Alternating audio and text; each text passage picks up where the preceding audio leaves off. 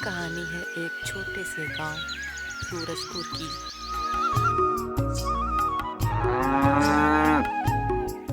जहां ज्यादातर लोग खेती करके अपना जीवन चलाते थे। गांव के किसान दिन रात मेहनत करते, लेकिन उनकी मेहनत का सही दाम उन्हें कभी नहीं मिला। वजह था गांव का चालाक बिचौलिया धनराज साहू। धनराज किसानों से बहुत सस्ते दाम पर सब्जी खरीदता और फिर उन्हीं सब्जी को शहर में कई गुना महंगे दाम पर बेच देता। किसान मजबूर थे, इसलिए चुपचाप अपनी फसल उसे बेच देते थे। इसी गांव में एक युवक रहता था जो बहुत ही समझदार और होशियार था, जिसका नाम अर्जुन था। अर्जुन हमेशा यही सोचता रहता कि कैसे गांव के लोगों की जिंदगी आसान और बेहतर बनाई जाए।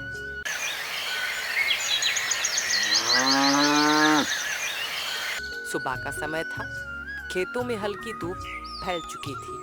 किसान अपनी अपनी फसल लेकर खड़े थे और सामने धनराज साहू ऊंची आवाज में बोल रहा था।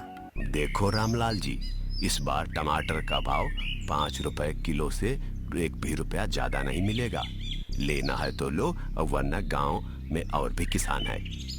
इतने में अनुज अपने पिता रामलाल के लिए खाना लेकर वहां पहुंचता है। अब ठीक है धनराज जी, 5 रुपए में ही ले जाइए।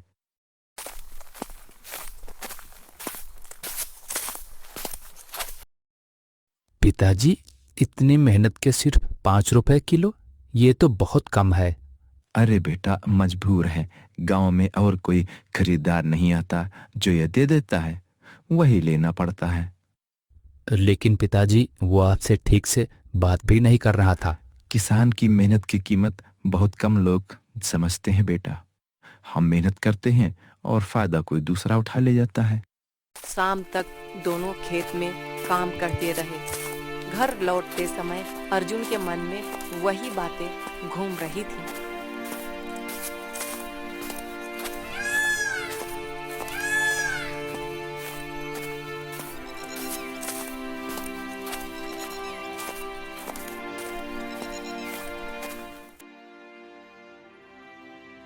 पिताजी, क्या हमेशा ऐसे ही चलता रहेगा? ये कभी बदलेगा नहीं? हाँ बेटा, हमारे गांव के किसान सालों से ऐसे ही अपनी फसल बेचते आए हैं। लेकिन ऐसा कब तक चलेगा पिताजी? जब तक कोई नया रास्ता नहीं मिलेगा तब तक। अर्जुन यह सुनकर हैरान रह गया। अर्जुन के चेहरे पर चिंता साफ दिखाई दे रही थी।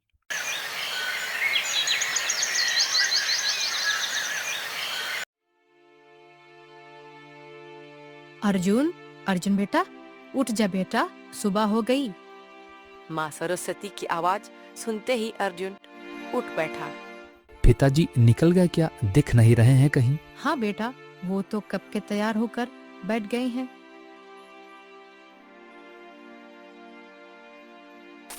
अर्जुन जल्दी से तैयार होकर खेत की तरफ निकल पड़ा।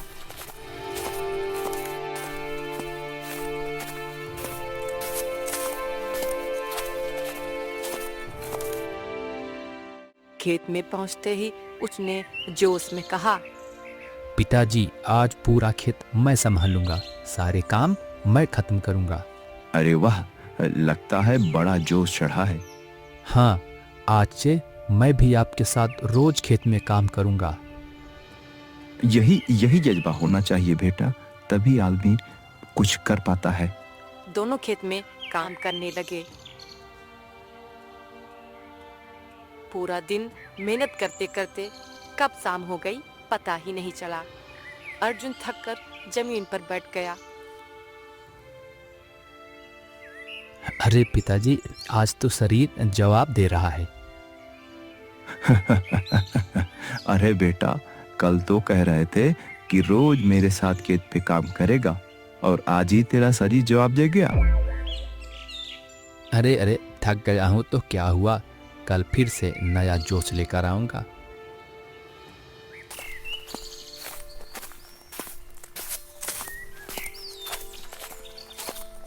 कुछ दिनों बाद अर्जुन बाजार पहुंचता है, जहां उसके पिता हरिदास काका से बात कर रहे होते हैं। अरे रामलाल, ये धनराज का तो कुछ देखना पड़ेगा, समझ में नहीं आता है कि क्या करता है। काका, आखिर वो हमारी सब्जियां कितने में बेचता होगा? यही तो हमें भी समझ में नहीं आता है बेटा, कि यहाँ तो इतने सस्ते दामों में खरीदता है, पता नहीं बाजार में कितने महंगे दामों में बेचता होगा। हमें तो कुछ मुनाफा नहीं होता, पर उसकी हवेली बनती जा रही है।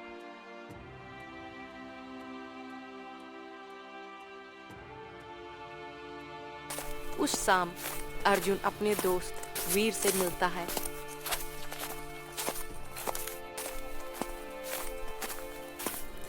अरे वीर, मुझे लगता है कि यह धनराज किसानों को धोखा दे रहा है। अगर ऐसा है तो सच पता करना जरूरी है।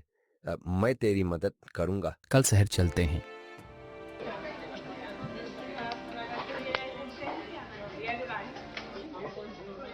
अगले दिन दोनों शहर पहुंचते हैं और एक दुकानदार कैलाश सेठ से बात करते हैं।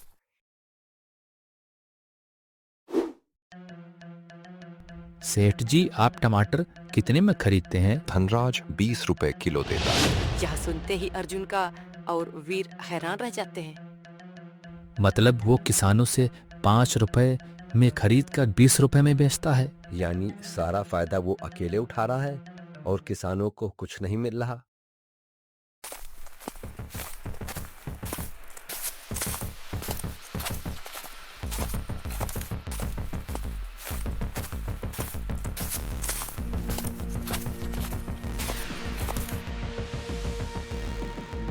दोनों सीधे धनराज के पास पहुंचते हैं। धनराज जी, किसानों को उनकी मेहनत का सही दाम मिलना चाहिए। अरे व्यापार में फायदा देखा जाता है लड़के, दया नहीं देखी जाती। लेकिन ये तो गलत है ना। सालों से ऐसा ही करते आया हूँ, अब तुम लोग मुझे सिखाओगे कि कैसे करना है। अर्जुन वीर को शांत करके वहां से बाहर ले आता है।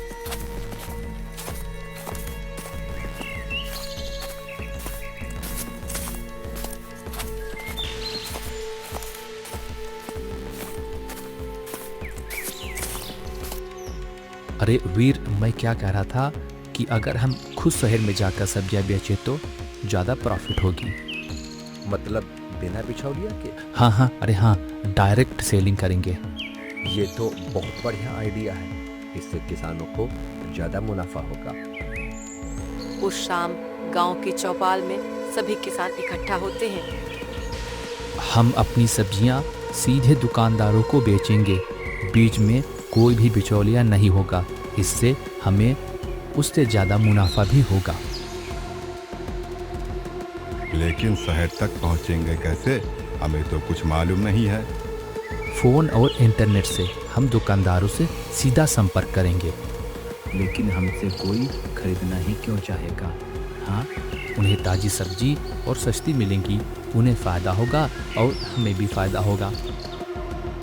बेटा अर्जुन, तुम्हारी बात में दम है।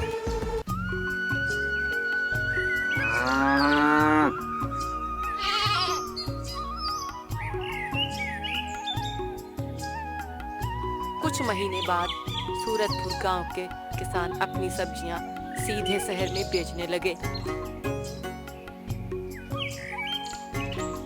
जहां पहले 5 किलो मिलता था, अब वहां 15 रुपए प्रति किलो के हिसाब से मिलने लगा। आज पहली बार लग रहा है कि हमारी मेहनत रंग लाई है। मुझे अपने बेटे पर बहुत गर्व है। उसी दौरान अर्जुन की बहन काव्या शहर से गांव लौटी थी। भैया, अगर हम सब्जियों से तैयार सामान बनाकर बेचें तो हम किसानों को ज्यादा फायदा होगा। मतलब? अब जैसे टमाटर से केचप, आम से अचार बनाना, आलू से चिप्स वगैरह वगैरह। अरे वाह बिटिया, ये तो बहुत बड़ा विचार है। अब गांव में नया काम शुरू हो गया। महिलाएं अचार बनाने लगी, कुछ लोग पैकिंग करने लगे। और कुछ लोग शहर में सप्लाई संभालने लगे।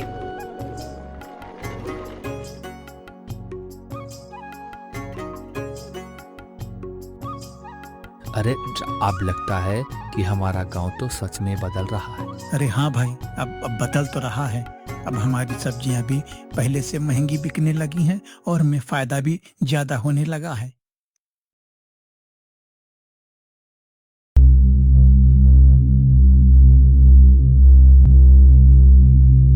दूसरी तरफ धनराज अंदर ही अंदर जल रहा था।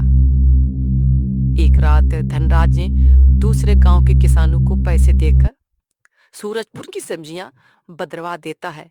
ऐसा करो कि शहर में सूरजपुर की बदनामी हो जाए, कोई इनसे सब्जी ना खरीदे। इस शहर में खराब सब्जियां पहुंचने के बाद गांव में हड़कंप मच जाता है। ये क्या भेजा है तुमने? दिमाग तो ठीक है तुम लोगों का।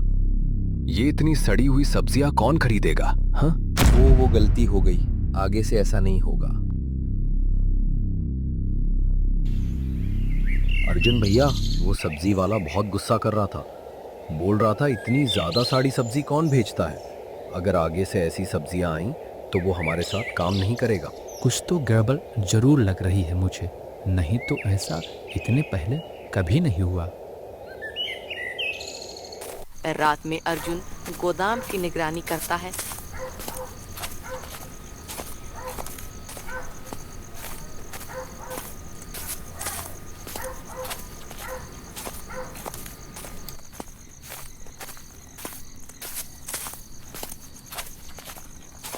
और धनराज को रंगे हाथों पकड़ लेता है।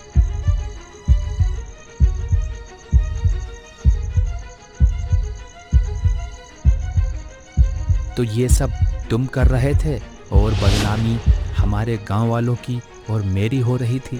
अरे नहीं अर्जुन नहीं, मैं तो बस यहाँ देखने आया था कि कैसी फसल है। अब कुछ नहीं, बस अब तुम्हारा सच सबके सामने आएगा। धनराज पुलिस के हवाले कर दिया जाता है। हालांकि गांव की बदनामी तो हो चुकी थी, लेकिन गांव वाले हार नहीं मानते। हमने मेहनत से नाम बनाया है और मेहनत से ही वापस बनाएंगे। हम अपनी कमाई का 50% खेती और बिजनेस में लगाएंगे। 30% की बचत कीजिएगा और 20% में हम अपना खर्चा करेंगे। अरे वाह बिटिया, अब हम भविष्य के लिए भी तैयार रहेंगे। वाह।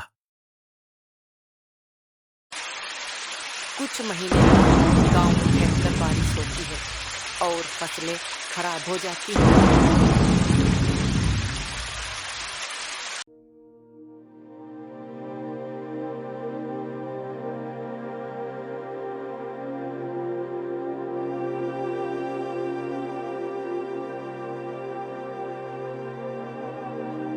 अब हमारा क्या होगा भैया?